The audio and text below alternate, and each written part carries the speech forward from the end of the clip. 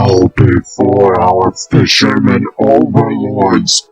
They shall rule us with occult hands and force us to eat shrimp till we die. Oh, wait, what was that?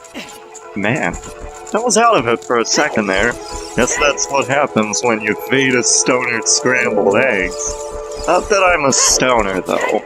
But I am the Mississippi King, welcoming the Mississippi Dukes back to more Let's Play Ocarina of Time. And in the last video, we got through most of the dungeon. Actually, we managed to get to all of the major dungeon items. And in this episode, we're actually going to finish off this dungeon. At least I hope so.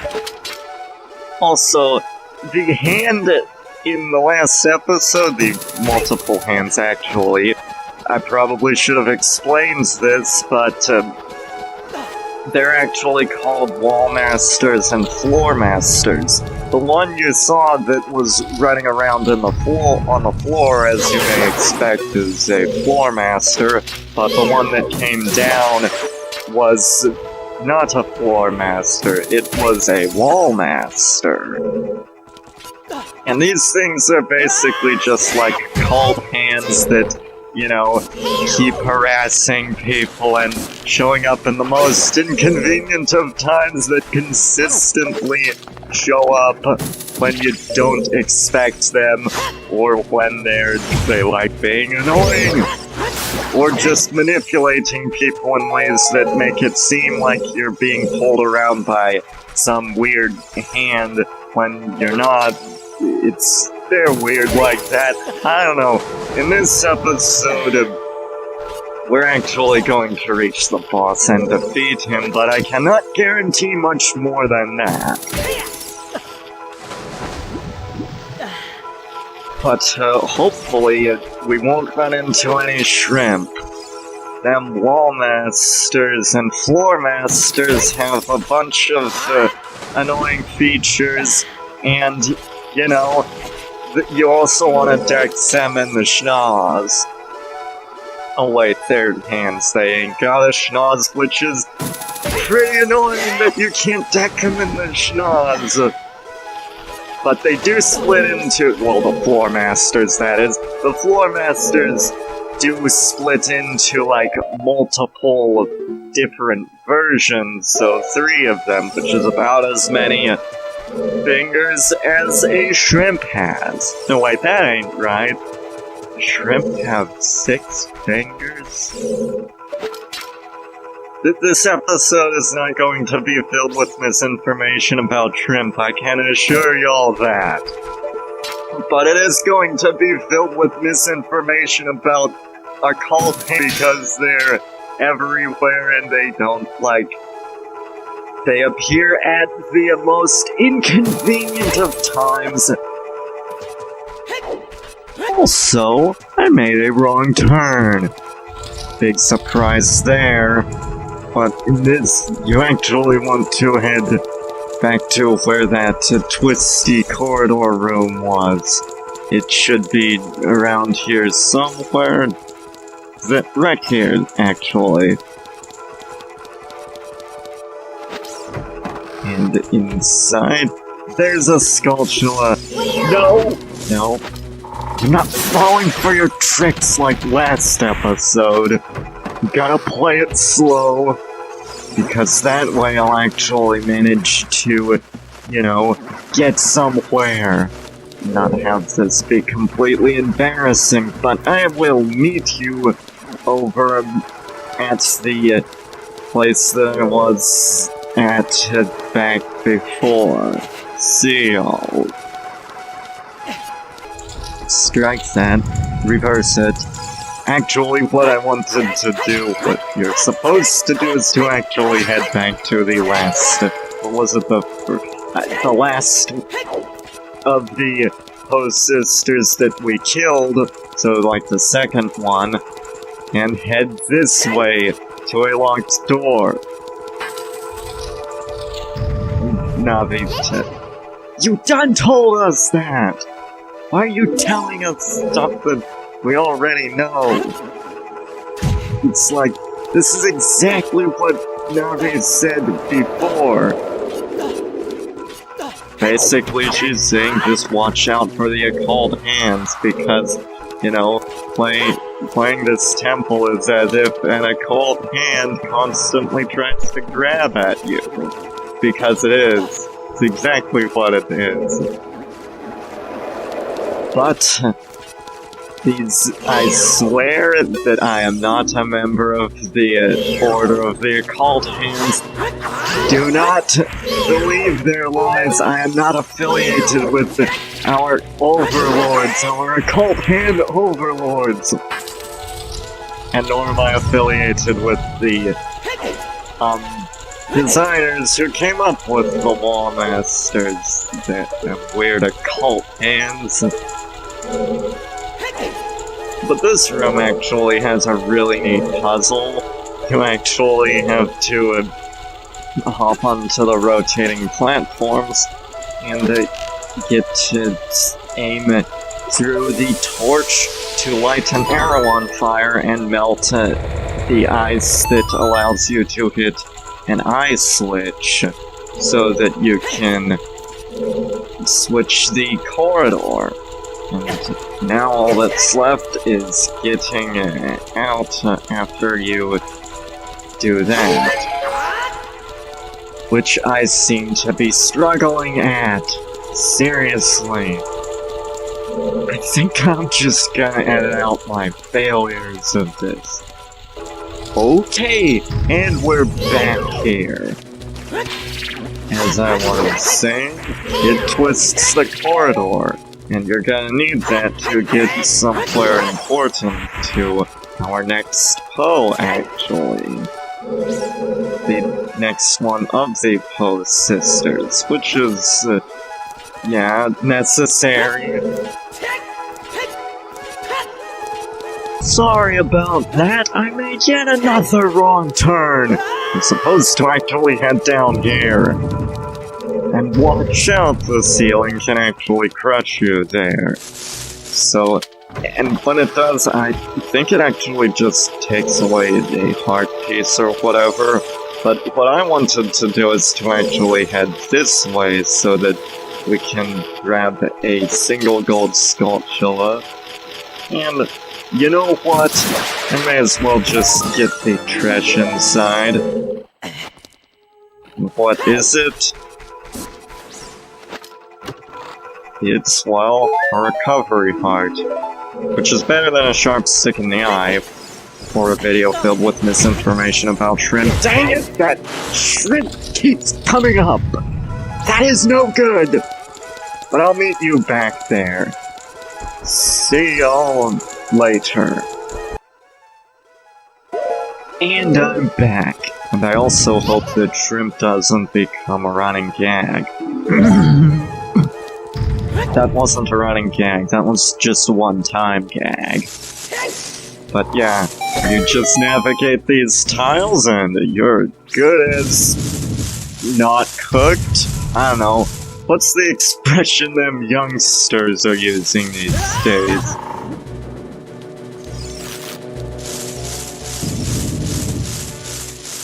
Well, there's actually a tresh here. We may as well check it just to— and it's completely useless! Fantastic!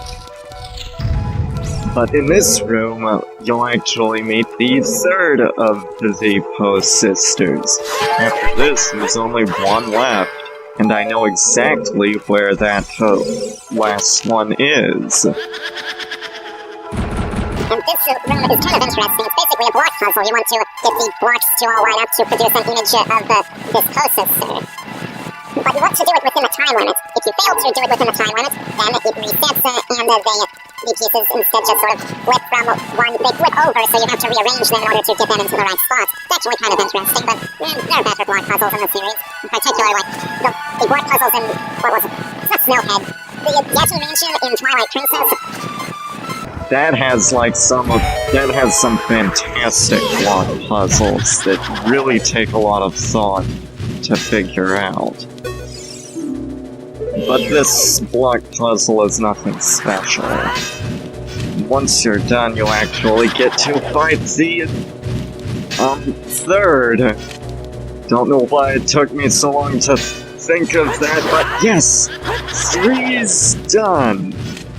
And the third one, I forget what is the third one is called, but that brings back the green flame.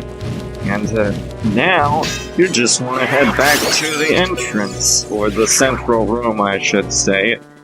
And that way, you can find the fourth one! And it's actually right this way! Huzzah for being, well, you know, convenient! Which is, you know, not a very major accomplishment, but whatever, I'll take what I can get. So right after fighting the third one, now let's fight the fifth one. Also, there's a switch, and that opens the... I could have used that earlier, whatever. Now it's time to actually fight the fourth Poe, and the fourth Poe is the easiest of all four. Yep. You actually want to pay attention to which one spins right after they show up, which I clearly did not pay attention to. But yeah, pay attention to which one spins around. That's the one you know is the real one, and shoot at that, and you are golden. It's that easy. No, seriously, you just, like, repeat the same process a few times, and this Poe goes down pretty easily. Really don't know what to say to this. Just run around and wait for the thing to... Okay, I'll shut up about this. You know what, at least it's better than a video filled with misinformation about shrimp. Dang it, shrimp keeps coming up! That is not going to become a running gag, I can promise you. That wasn't a running gag, that was just a one-time gag. But now that you defeat the fourth one, you can actually head down below to get to a room where you twist the... you twist the thing to sort of, like, find out how you, get place. Like, you twist the room itself. I don't know if I'm explaining this very well, but, like, you sort of change the architecture of the room by, like, turning it. I don't know if that makes any sense, but yeah, this is another example of just the dungeon's excellent architectural puzzles. And this isn't necessarily much of a puzzle, but it is still pretty neat. I mean, I like it. It's enjoyable. And you actually want to, like, use it to, like, find some of these switches, so you can open some of the doors and then twist it back to go into the locked places. It's actually pretty neat. I think there's something else in here. Maybe another Skulltula. I mean, I could have sworn there is. I mean, I'll have to speed this one up. That is not gonna look pretty. Maybe it will. But watch out for that platform when it's lowering, by the way. You can't get crushed by it. Although I'm not sure how much damage you take from that. But nevertheless, here's another switch. It opens up another pathway. And you just keep running around the room. And, well, I try not to, I don't know. Just try not to get lost, okay? But, you know, I get a hunch that that's what's gonna happen to me. Which is not something I'm looking forward to. I mean, I guess the map kind of helps, but I don't seem to be paying attention to the map. Because I'm just too busy focusing on this game and whatnot. You know, people often say that, like the Let's Play curse is real.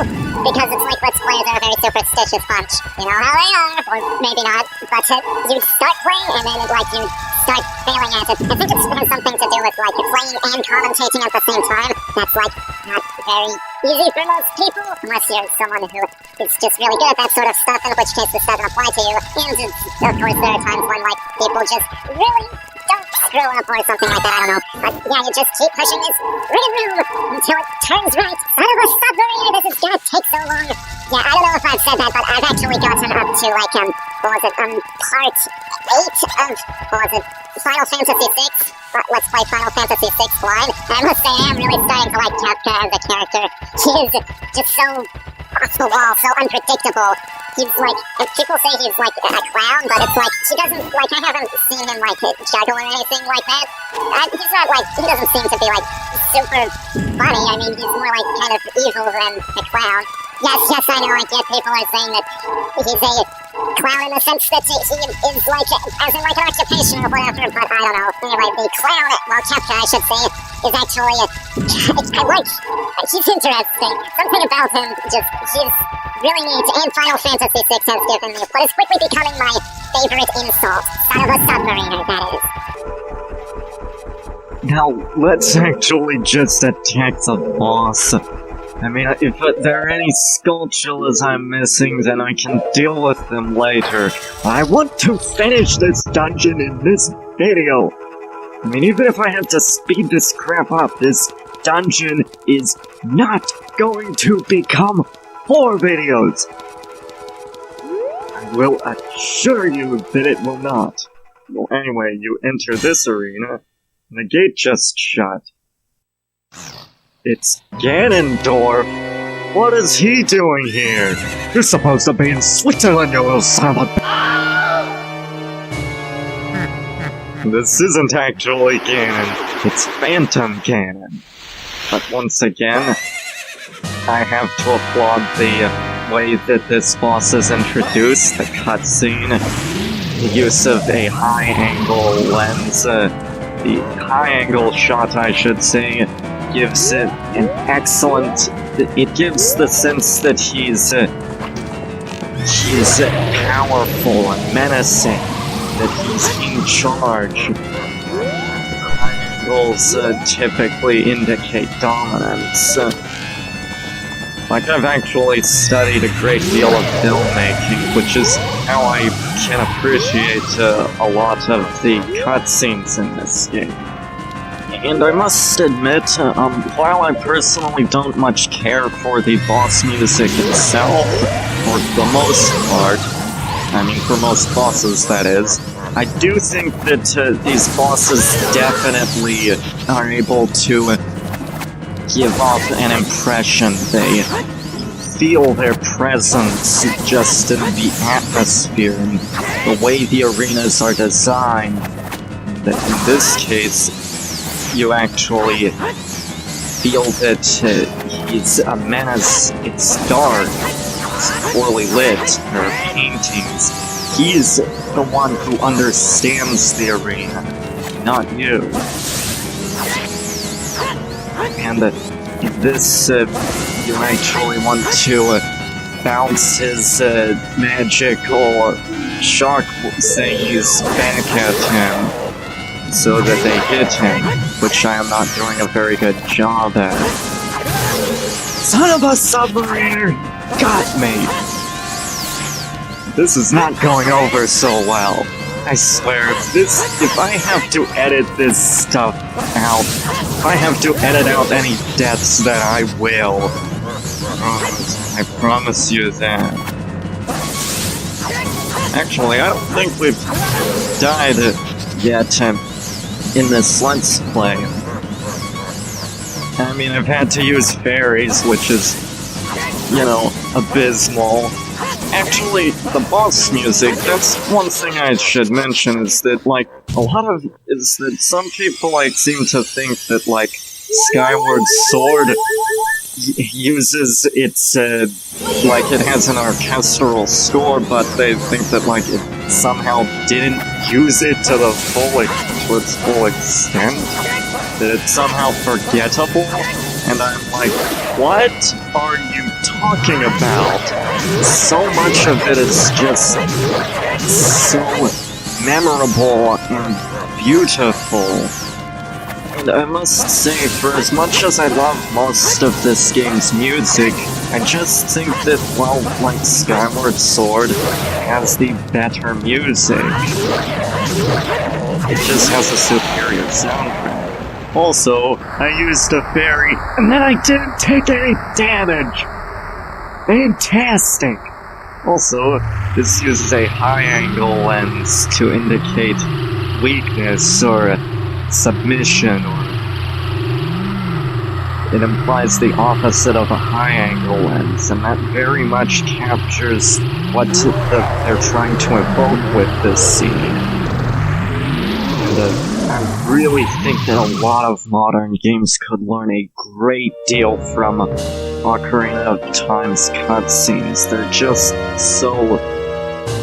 they're so beautiful, they're so dynamic, they flow so well, they're cinematic, and I mean that in a good way, like not the faux cinematic where it's like what was it? They try to, like, make it seem like it's, trying to be a movie, where it's like they try and do a lot of things that, like, don't actually make it cinematic, like how Metal Gear Solid is, like, a cinematic game, except, like, it's not cinematic. A lot of the story is told in Kodak conversations, which is not cinematic. Seeing a bunch of people talking, that's not much of a movie. It's like, you have to have something beyond that. You have to tell your story through things other than dialogue. You have to use camera angles. And this game very much knows that. It conveys so much through its shots, through its camera angles, and whatnot. I mean, there's just so much to learn from this game, even 20 years later. Almost 20 years. Close enough. But yeah, we have finally defeated the dungeon boss, and we are finished with the forest temple. As for why that's a big deal, well, I'll go into that more in the next video, but for the moment, you'll just have to settle for this. Also, this is the Deku Tree Sprout, as you could read, but this is going to bring back he's going to protect the forest and serve the same role as the old Deku Tree. I mean, I just love the way this game looks, the way the cutscenes are shot. It's cinematic in, like, an actual way, not in, like, some wannabe way where it's like they just they just say cinematic, but they don't actually mean it. At least not in any meaningful way. Speak of the devil, I love this background. Something about it just evokes this raw sensations. That the stakes are high and that the world needs to be saved. And there's no music to play here either, so for as much as I praise the game's soundtrack, it also knows when not to use music. And that's a really good thing. Like, not a lot of games really know when to keep quiet. I think that this game generally knows how to use music well, but Twilight Princess also has some issues with that. We'll go into more of that when we get to Twilight Princess. But this is the Mississippi King signing out. This is all for this episode, And in the next episode, we'll go and find some other stuff, and collect some heart pieces, and maybe show you what's so important about beating the Forest Temple. See y'all next time.